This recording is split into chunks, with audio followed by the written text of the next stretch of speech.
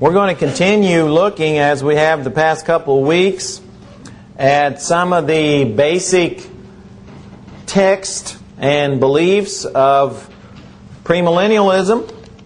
We talked some this morning about the kingdom of Christ, what kind of kingdom He came to set up, when was that kingdom started, and then what did the kingdom have to do with the church? Was the church simply an afterthought, or had God planned it from the very beginning?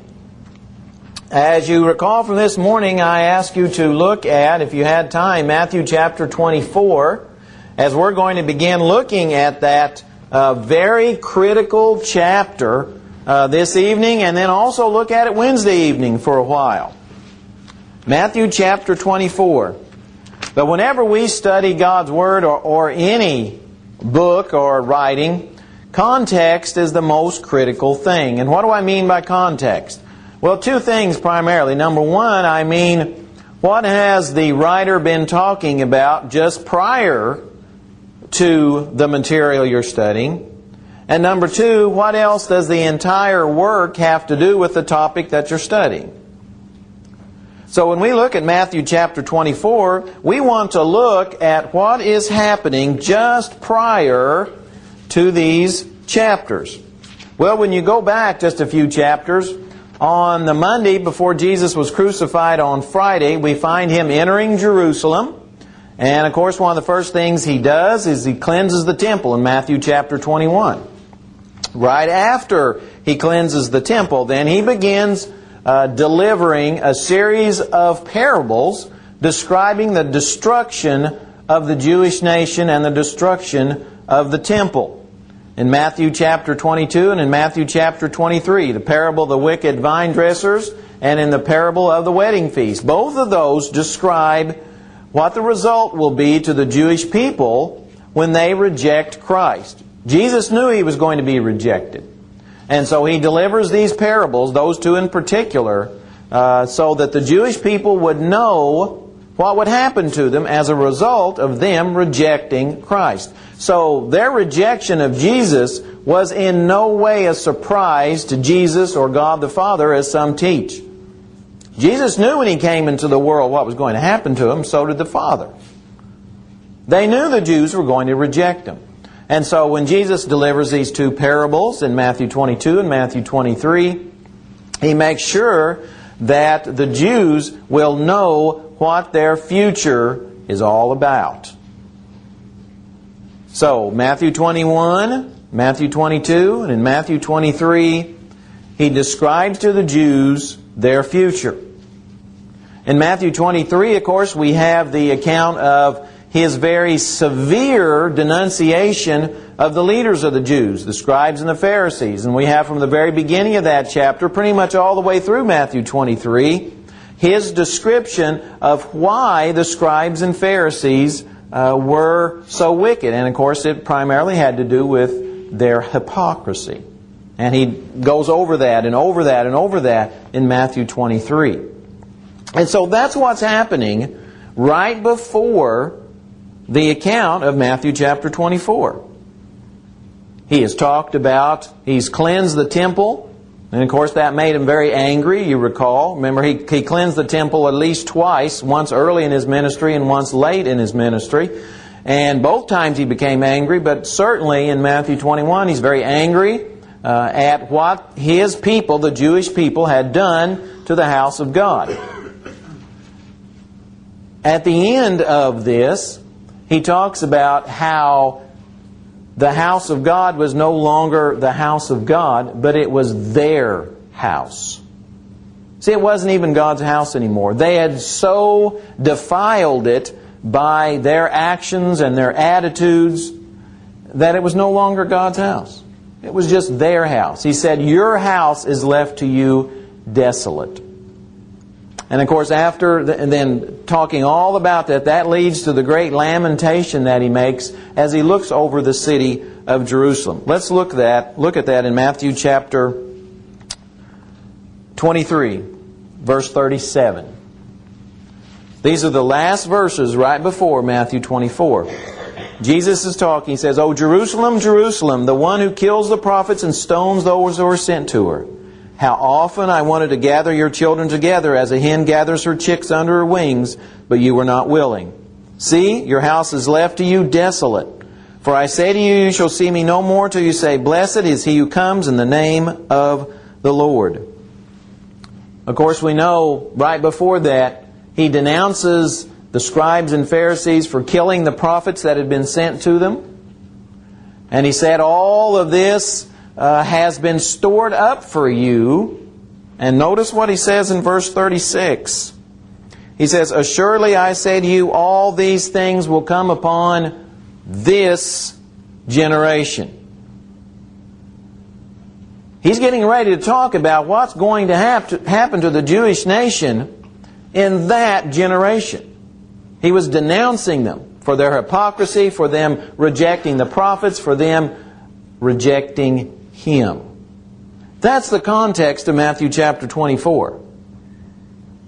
And so now, let's look at Matthew chapter 24. He begins, "Then Jesus went out and departed from the temple, and His disciples came up to show Him the buildings of the temple." Of course, Mark and Luke also record this very same thing. And in Mark and Luke's account, they emphasize, Mark and Luke do, how the apostles were glorying in the temple. It's like they were taking Jesus by and saying, "Look how magnificent this temple is." And it was magnificent. This was the second temple, the one that was built, of course, with Zerubbabel and Ezra and Nehemiah in those days. And of course Herod had added to it and made it a monstrous place during Herod's time. He had put massive plates of gold around it, so when you looked at it from afar, it was just like the sun. It was so bright. And so it was a magnificent building. And for these apostles, these disciples, they were very proud of it. They were glorying in this building.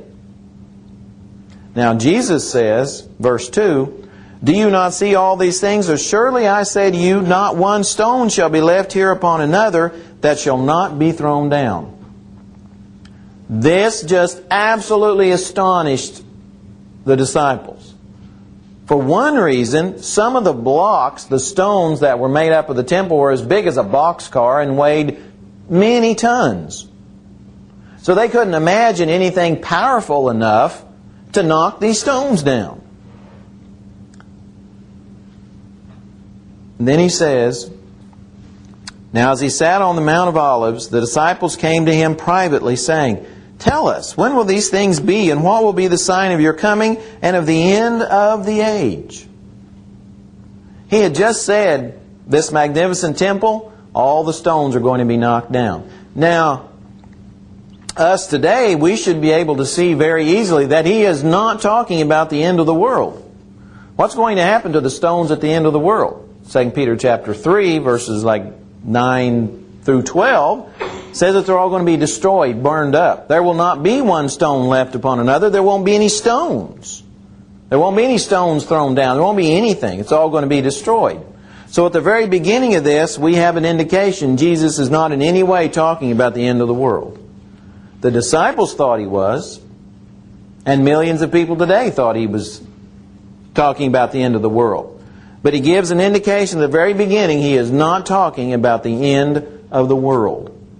Because there's going to be stones thrown down upon one another and left there. 2 Peter said that's not the end of the world. So these apostles, His followers, are asking, when are these things going to be that the temple's going, all the stones are going to be thrown down? And then they say, what will be the sign of your coming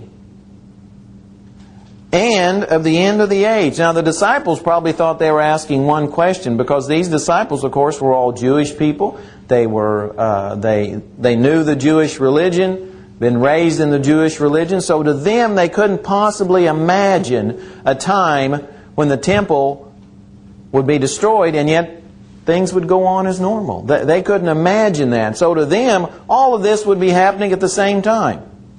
The temple would be destroyed, Jesus would come again, the world would be over. So they thought they were basically asking one question. But of course, Jesus knew better. Jesus knew those were two separate things. Two very entirely separate things. And that, of course, is where the world makes the biggest mistake in Matthew chapter 24. They assume the entire chapter is talking about Jesus' second coming at the end of the world. And of course, some of them believe that there will be a special 1,000-year reign thrown in also. That's the biggest mistake. Usually, when we have in the Bible some, a lot of this is apocalyptic, especially as we get later in the chapter. Very symbolic and figurative. Usually there is a key verse that helps us interpret it. And that key verse in Matthew chapter 24, and we should go ahead and read it, I suppose, now. That particular verse is verse 34. Matthew chapter 24, verse 34. Jesus talks about all these signs and all these things that's going to happen. And then in verse 34 he says, "Surely I say to you, this generation will" what? "By no means pass away till all these things take place." That's the key verse. He says everything I've talked about all the way down to verse 34 will take place in that generation. In that generation. So everything we're going to talk about in the next few verses took place in the first century. Every last one of them.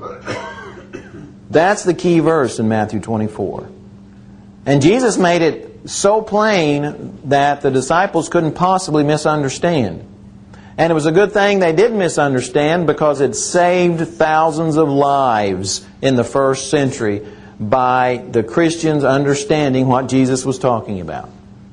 Well, let's go on. Verse 4. Again, Jesus is answering two questions. He's first answering the question, when will these things be? The destruction of the temple, the stones falling over and all that. That's the question he answers first. He says, "Take heed that no one deceives you." Was it possible that they would be deceived about these things? Absolutely. So he says, that's why I'm giving you these signs. These things that will take place. So he says, "For many will come in my name, saying, I am the Christ, and will deceive many. And you'll hear of wars and rumors of wars. See that you are not troubled, for all these things must come to pass, but the end is not yet." So it says, first of all, here are a few things that will begin to take place. That doesn't mean the end is yet. He says these are just some things that's going to take place. First of all, there's going to be some people who claim that they were the Messiah. False messiahs. And we go back and we record, even in the book of Acts, we have some people who claim to be messiahs. They rose up and they had some followers come after them. That would happen. And those people deceived a lot of others. There'd be wars and rumors of wars. Now the disciples at this time would be pretty amazed at Jesus saying this, because this was a special time in Roman history. The Roman Empire lasted for a little over 400 years. During this particular time, when Jesus is talking to the apostles, this had a special name historically, and this was a time when there was absolute peace in the Roman Empire. Peace in the Roman Empire. And Jesus says, you're going to hear of wars and rumors of wars. And of course, this was, in the early AD 30s. By AD 40, less than 10 years after Jesus said this, wars started in the Roman Empire. So in less than 10 years after this, wars started. And they continued all the way, of course, to the great war that eventually destroyed the city of Jerusalem. But he says these are going to start to come to pass. But that doesn't mean the end is yet. The end of Jerusalem. That's the question he's answering.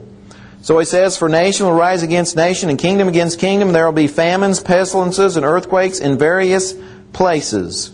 All these are the beginning of sorrows." And so he mentions again that in the near future, some of these things are going to take place, famines and so forth. We, of course, remember the account in the book of Acts about Agabus, the prophet, who said that there was going to be a great famine.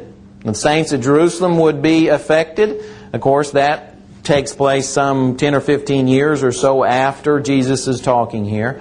And so there would be these things that would begin to happen. But he said that's not the end of the city of Jerusalem and the temple. He says these are the beginning of sorrows. This is the same phrase that's used for sorrows here is the same phrase that's used for a woman who is giving birth. And so he's likening these pains that the people are going to start suffering to the beginning of childbirth, where the pains aren't as severe. He says this is just the beginning. He says it's going to get worse. And that's what he compares it to. He says, then they will deliver you up to tribulation and kill you, and you will be hated by all nations for my name's sake.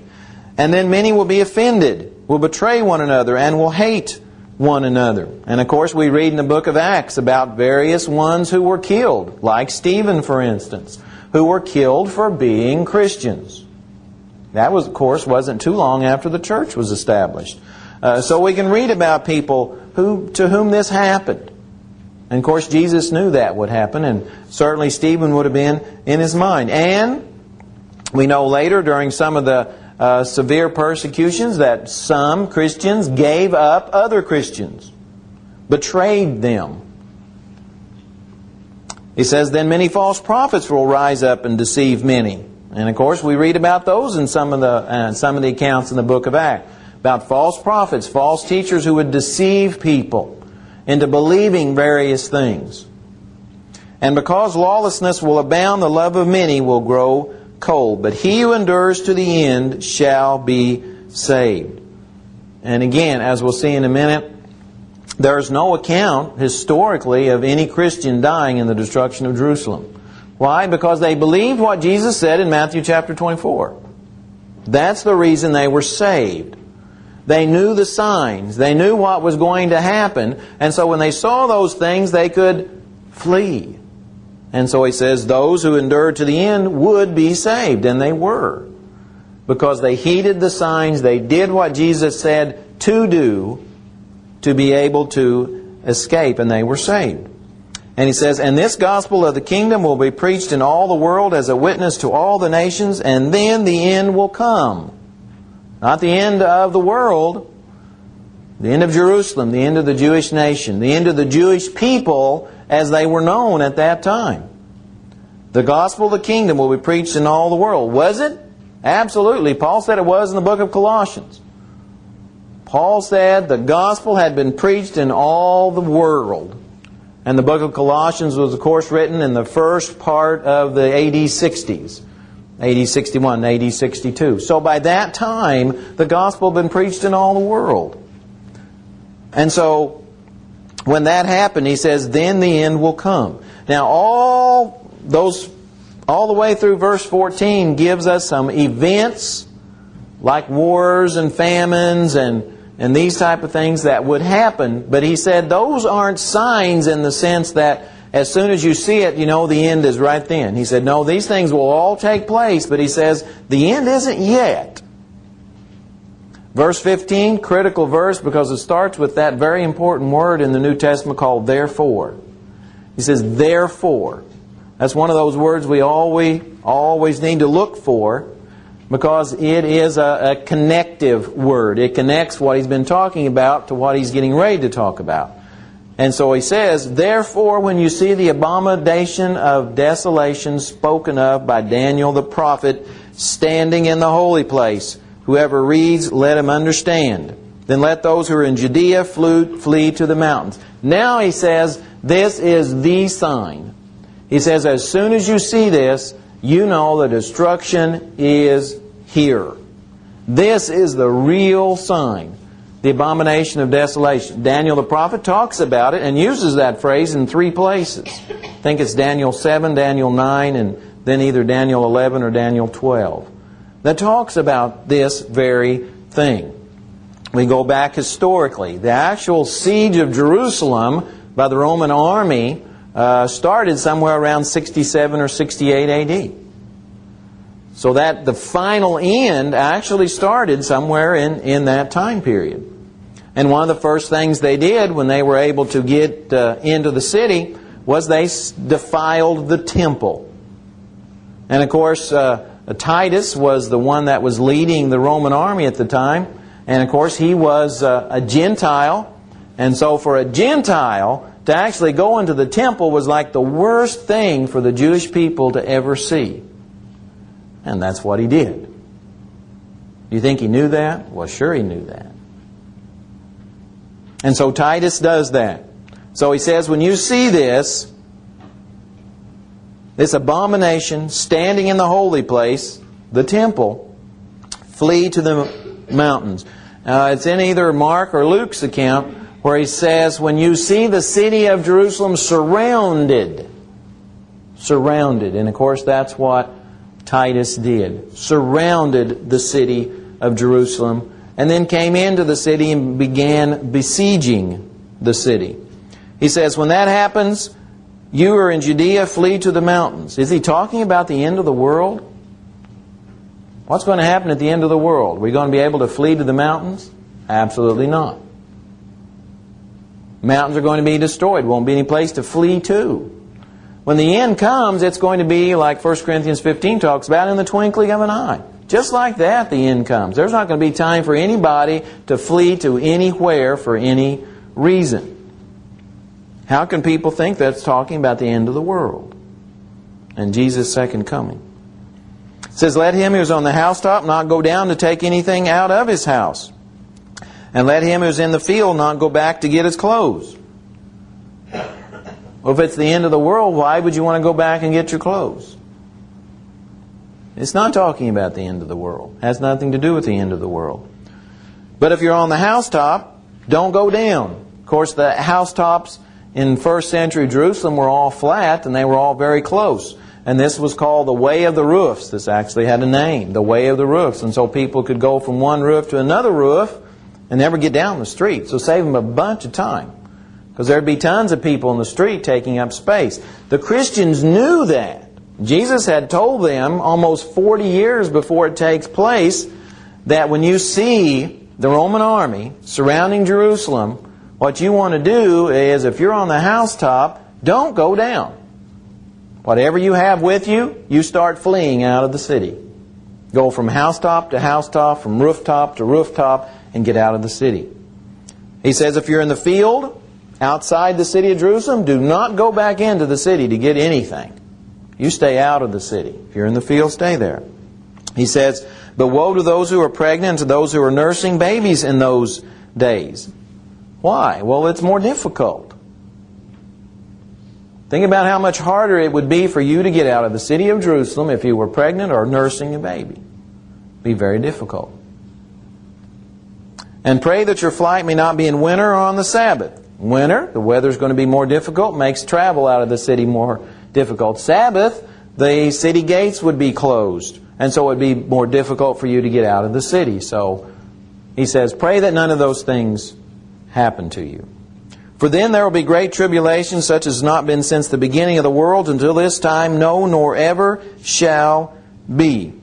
If you want to read a real horror story, go back and read about the siege of Jerusalem and what the Jewish people went through during that time period. It was absolutely horrible. Over 1 million Jews were killed. And if you can imagine the city of the size of Jerusalem, 1 million people dead in it, I just can't imagine how awful that would be. A lot of them, of course, were taken captive. During the siege, the Roman army, of course, never let any supplies in. So after a time, people got to starving. And of course, there's accounts of cannibalism, people eating one another. There's even one account of a mother eating her baby. That's how bad it got. But that was prophesied by some of the Old Testament prophets, that it would be that bad. The thing we know is, that's going to be the worst tribulation this world's ever seen. So it will never ever be as bad as it was back in the first century at the siege of Jerusalem. I mean, that's a promise from Jesus himself. He says it won't be. And notice something else, this is not the end of the world. Because he says, there will be great tribulation such as has not been since the beginning of the world until this time, no, nor ever shall be. He's talking about a future. So time will be after this. So it's not the end of the world. It's not the end of time he's talking about. It can't be. It doesn't fit. He says, and unless those days were shortened, no flesh would be saved. But for the elect's sake, the Christians, those days will be shortened. And again, we go back, and historically there is no account of any Christians dying in that siege whatsoever. As far as we know, they all made it out. Why? Jesus says it was for the elect's sake. It was for the Christian's sake that it was even shortened from what it could have been. Did it for the church. That if anyone says to you, look here, and the next few verses makes it very clear that he's not talking about Him coming, His second coming. He says that if anyone says to you, look, here is the Christ, or there, do not believe it. So Jesus says, when all these things are happening, don't believe people when they say, well, this is the end of the world, this is Jesus' second coming. Jesus says, don't believe it. And yet millions of people believe it. But Jesus says, don't believe it when people say that that's the end of the world. Jesus says, that's not the end of the world. He says, for false Christs and false prophets will rise and show great signs and wonders to deceive, if possible, even the elect.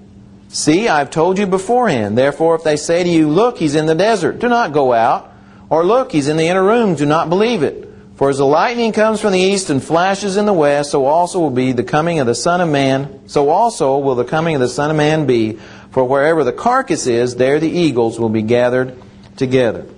Jesus bent over backwards to make sure the people understood that when Jerusalem was getting destroyed, when the Roman armies were coming in and killing the Jews, that was not the end of the world, that was not His second coming. He says, don't believe it. Because He says, when the Son of Man really comes the second time, it's going to be like the lightning from east to west. What does He mean? No one's going to miss it. I mean, you see lightning from one end of the sky to the other, who sees it? Everybody. So He says, when the Son of Man really comes the second time, it's not going to be in secret, it's not going to be to take away a few people. He says it's going to be something where everybody will see it. For He says, wherever the carcass is, then the eagles will be gathered together. He starts some language that's very similar to what you find, especially in the book of Ezekiel, where he uses similar phrases. What's the carcass here? He seems to be talking about the Jewish nation, the Jewish people. The city of Jerusalem, the temple, the Jewish worship. He says that's the carcass. It's dead. It was dead morally. It's dead spiritually. And the eagles are surrounding it, eating it up. In particular, the Roman army. He says, immediately after the tribulation of those days, the sun will be darkened and the moon will not give its light.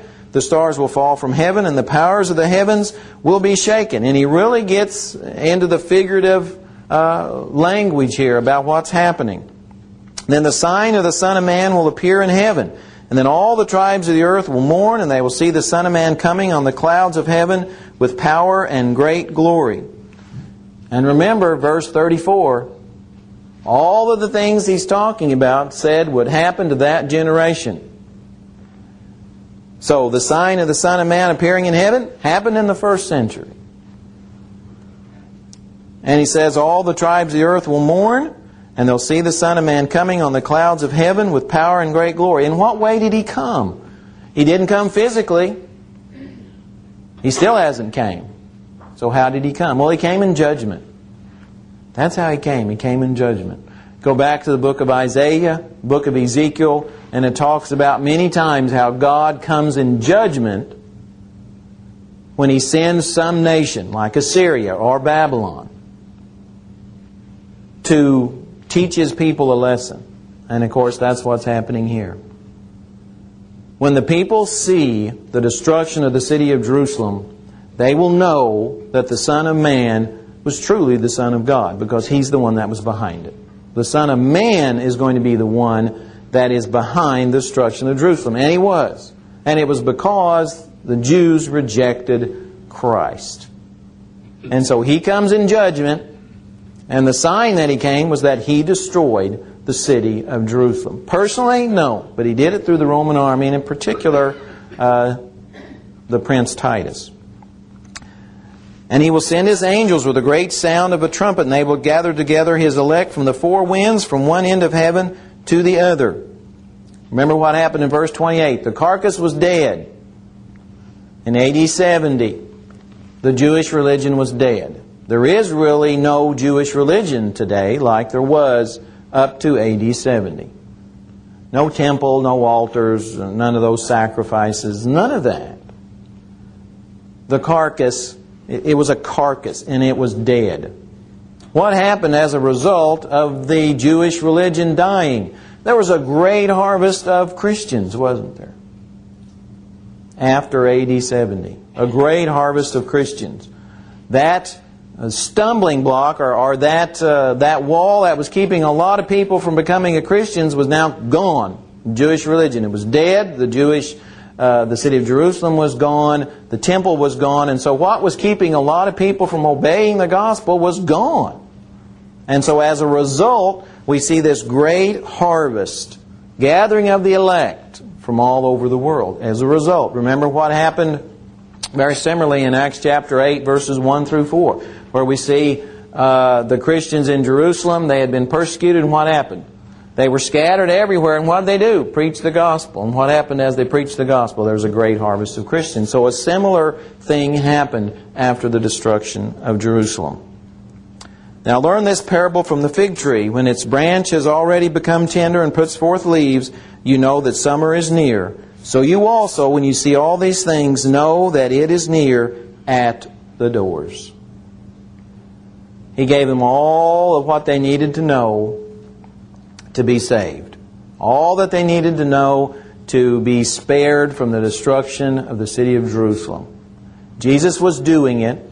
So Jesus knew when all these things were going to take place because it was Him coming in judgment upon the Jewish nation and the Jewish people. He was doing it. So He knew when it was going to happen. And so He gave His followers the signs, what would happen. He says, when you see this happen, you know the end is now. And He told them what to do. And as a result, they were saved. Jewish people weren't, because the Jewish people didn't believe Jesus. 1 million or more were killed. But the Christians weren't. And it was all because they had faith in Jesus and what He had prophesied almost 40 years prior to what happened in AD 70.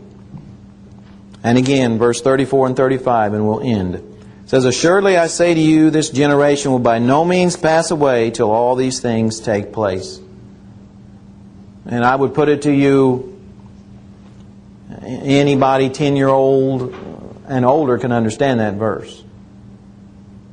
All these things will come to pass while that generation was there.